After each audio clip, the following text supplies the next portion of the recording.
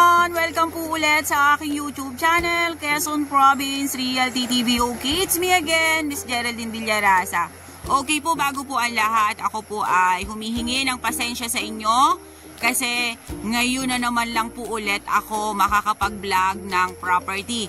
Kasi po ang inyong lingkod ay sobrang busy nung mga nakaraang linggo dahil po doon sa aking mga bumabang buyer at sa mga nag-avail po ng aking property dito sa Quezon Province. Okay po, maraming salamat po sa mga bumili sa akin. Marami pong salamat sa ibinigay nyo po sa aking tiwala. Huwag po kayo mag-alala at lalo ko pa pong paghuhusayan ang pagbibenta sa inyo ng property at sa pag-a-assist sa inyo, lalo ko pa pong paghuhusayan. Okay po, nandito po ako ngayon sa bayan po ng Dilgallego, Camarines Sur. Yes po, Dilgallego po ulit ito. Mapapansin nyo po sa aking mga vlog, mas marami po akong binablog, Tagkawayan at Dilgallego. Dito po kasi sa part na to ng Camarines Sur, medyo po mura pa po yung mga property, hindi po kagaya sa ibang lugar na medyo po tumaas na po talaga ang presyo. Dito po ay medyo mura-mura pa rin po dito sa part na to. Then dun po sa Tagkawayan. Ito pong iba-vlog ko ngayon ay 8 hectares. Bali po siya 2 title. Yung pong 7 hectares ay buhay pa po ang nasa titulo niya, TCT title. Mga anak niya po ang nakapangalan dun sa titulo. Then yung pong isang title ay 1 hectare naman. Nabili po siya ni seller dati, pero hindi niya po naipa-transfer sa pangalan niya. Kumbaga po ngayon, ibinibenta na rin po niya, isinasama niya po dito sa 7 hectare na ibablog ko ngayon. Pag ito po ay nakuha nyo or nabili nyo, siya po ay, ang pipirma po dito ay yung dati pong tagapagmana, kumbaga po ay yung mga anak nung nasa title. Willing naman po silang pumirma sa bilihan kasi po talagang nabili na po ni seller ngayon yung area.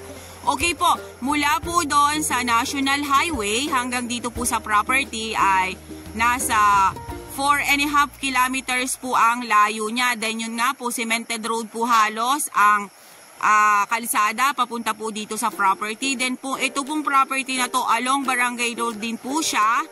Nasa 200 meters po ang frontage niya. Then ito po ay kalapit lamang nung aking nasa YouTube na nakalagay po dyan is 7 hectare na Dilgallego, Camarines Sur. Magkadikit lang po sila ng property. Sapa din po ang nasa loob nito. Then boundaries po niya is yung malaking ilog po dito sa Dilgallego. Okay po, tara po at papasukin po natin yung area para po maipakita ko sa inyo ang nilalaman ng 8 hectares ng Dilgallego, Camarines Sur. Okay po, yan pong left and right na yan, dito po ay may dala po yan ng 8 hectares. Kaya po ang boundaries niya, ayan pa rin po yung river na malaki na dinadayo po dito sa Camarines Sur, dito sa Dilgallego. Ayan pa rin po yung tulay na ginagawa niya kasi ang dinadaanan po ngayon is spillway.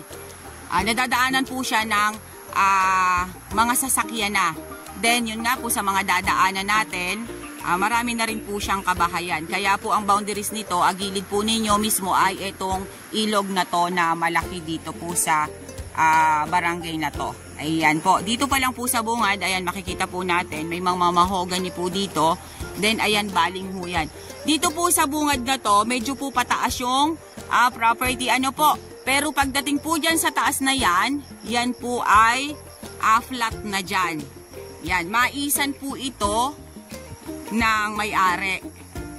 Ayan, ito po yung Barangay Road. Dito po sa kabilang side na to, cemented road pa rin po siya. Ayan po yung area niya. Medyo po lang talaga siya tumaas ng konti dyan sa side na yan. Ito po yung gilid mismo ng kalsada. Okay. Then ayan po yung boundaries niya. Ano po? Ayan ang ilog na malaki. Okay po. About naman po sa electricity, wala po tayong problema sa electricity dito kasi nga po maunlad na rin po na bayan itong Dilgallego. Okay. Tara dun sa taas. Tingnan natin. Ayan po, mga palayan po ito. Ang tawag po niya sa amin sa Quezon ay hasik. Yan po ay mga palay na lumalaban po yan kahit sa init. Ayan, masarap po ang kanin ng ganyang hasik. Okay po, inakyat ko po yung paapunta po dito sa taas ng property. Ayan po, medyo hassle lang po talaga umakyat dyan. At medyo po siya pataas. Yun dito po sa frontage. Ano po? Pero yan po ay gilid ng kalsada mismo. Gilid po mismo yan ng cemented road. Ayan po yung tinatawag ko kaninang hasik. Yan po ay mga palay at mais. Yan po ang ginawa ni seller. Okay. Tara po, pupuntahan po natin yung taas. Medyo po siya pa-overlooking yung property. Wow. Eto na. Yan, may mga nyug na po tayong nakikita. Ano po? Dito po sa side na to, pangilan-ilan po ng nyug. Kasi, ito pong bakante na to, yan, ay ginawa po talaga nilang maisan. Ayan po ang tulay. Ang ganda naman! Wow! Dito maganda magtayo ng bahay. Okay po, nandito na po ako sa taas ng property. Dito po magandang magtayo ng bahay kubo or bahay bakasyunan. Ayan po ang river. Yan, kitang-kita po dito sa pataas na to. Yun nga lang po, medyo hassle po yung pag-akyat ko dito. Kasi, medyo patirik po talaga siya. Kaya naman po yan pong mga mais na yan at mga palay na yan, ito po yung maganda talagang taniman, yung pong patalibis na yan. Pero kita nyo naman po, ayan yung ibaba, ayan po yung barangay road. Then, ayan po yung ilog. Okay? Tara po, punta po tayo sa kabilang side. Ayan. Ito ang masarap na bigas. Itong anong tono?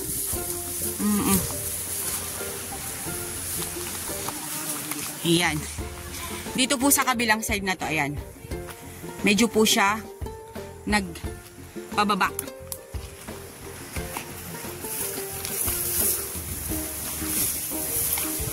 Kahit po talaga umuulan, nagpilit po ako na mag-vlog.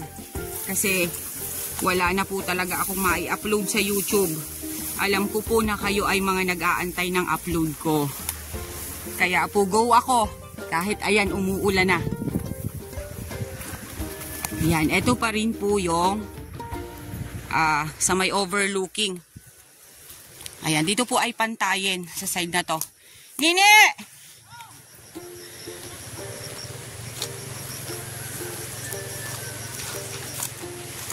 Yan yung kay Tito Hugo?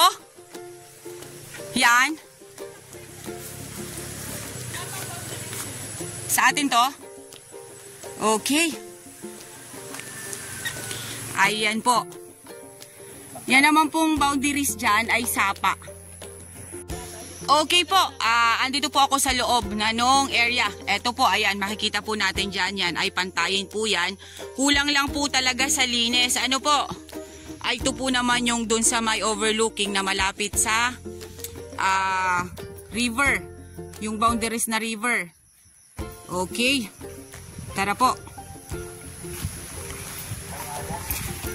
Ayan, ang nyug po nito, sabi po nung kasama ko, nasa 200 kapuno na lang po talaga dun sa 8 hectare na yon. Ayan.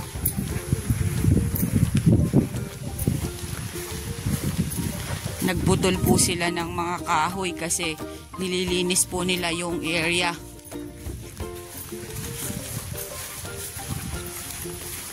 Ayan, medyo po dun sa side na yun umislan. Din dito sa side na to, ayan, pantayin po yan.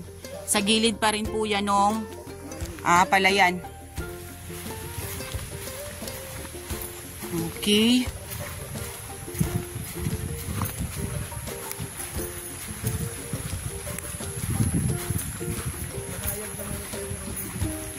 Oo. Dun lang po sa bungad, medyo po mataas talaga. Pero dito naman po sa likod, ayan, may mga pantay naman po siya. Then, may medyo po siya ay umislope ng konti. Dito pa ba, nak? Okay. Umuulan na talaga. Ayan, ang property pa rin po. Dito po ay medyo po siya nag-slant ng konti. Ano po? Ayan, nililinisan po talaga nila. Siguro po ay uulingin. Okay, natito ang sapa. Andito ang sapa, bibe. Yan pong sapa na yan, boundaries po yan nung nakablog ko rin dyan na nandiyan dyan sa YouTube ko na kila Tito. Iyan po siya. Kaya wala po tayong poproblemahin sa source of water. Ayan, medyo po nagdadahan-dahan ang inyong lingkod kasi madulas. Baka tayo po ay sumemplang na naman. Ayan. Ayan po, nandito po siya mismo sa loob ng property. Itong part po na to ng sapa. Dito po siya mismo sa loob ng area. Ano po? Ayan. Okay po, yung pong mga nyog, yun nga po, medyo po kaunti na lang. Kasi po doon sa 80 hectares na binabanggit ko ay nasa 200 kapuno na lang po yung nyog niya. Then wala po talaga akong nakitang fruit bearings. Ano po? Ang lupa naman po may pantay, may slope, may pa-slant. At ang ano naman po, ang kalagayan naman po ng lupa, ayan, mataba po ang lupa niya. Then yun nga po sa bungad ay meron po dong hasika ng mais at saka hasika ng itong palay. Ayan po siya, oh.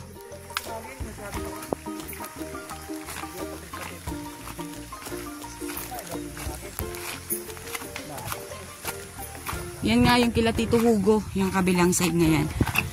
Boundaries lang po talaga ng property na to, yung dun sa isa kong na vlog.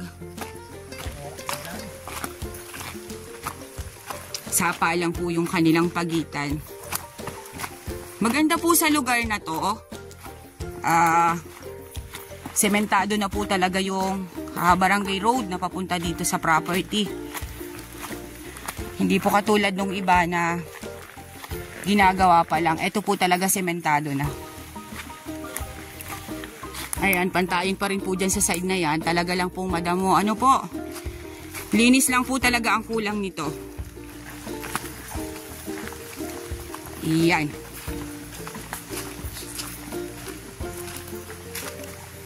Ayan, sapa pa rin po yan dyan sa side na yan. Napakalaki po ng 8 hectares. Kaya hindi ko po siya lahat iikot.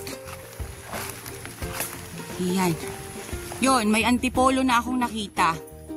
2 puno po ng hardwood antipolo. Okay guys, sabihin nyo na po ang property namin. Dito po ito sa Del Gallego, Camarines Sur. 8 hectares along Barangay Road. Nasa 200 meters po ang frontage niya dito sa Barangay Road. Then yun nga po, ang titulo po niya ay 2. Isa pong 7 hectare at isang 1 hectare. Pinagsama na po ni seller. Then yung pong nasa 7 hectare ay buhay po ang nasa titulo. Yun sa 1 hectare po ay patay na po. Hindi po nila naipatransfer. Nabili po nila yon. Hindi po nila naipatransfer sa pangalan nila. Kaya sa bilihan po natin, pagka po ito ay inabil nyo, ang pipirma po doon ay yung mga tagapagmana doon sa kabila. Ano po? Then ito pong property ay medyo po wala na talaga siyang mga nyog. Nasa 200 kapuno na lang po ang mga nyog. Then yun nga po, hindi po perfect ang isang area. May pangit, may maganda. Yun po yung kalagayan ng area na to. Then yun nga po ang kagandahan po nito kasi along Barangay Road, then may sapa po siya na buhay sa loob. Then ang boundaries niya po dun sa kalsada ay ilog. Malaking ilog po dito sa Dil Gallego. Dito po sa barangay na to. Then mula po doon sa National Highway hanggang dito po sa property, nasa 4.5 kilometro ang layo niya.